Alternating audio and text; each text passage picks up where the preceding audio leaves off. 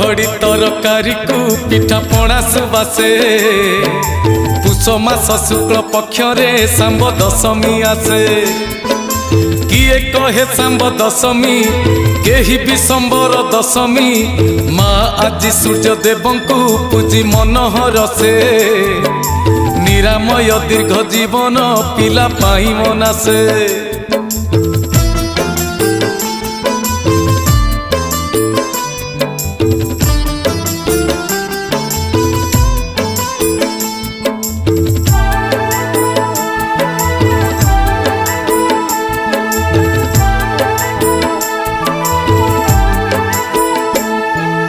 अरुआ पिठौ झोटी रे आंकी सूर्य मूर्ति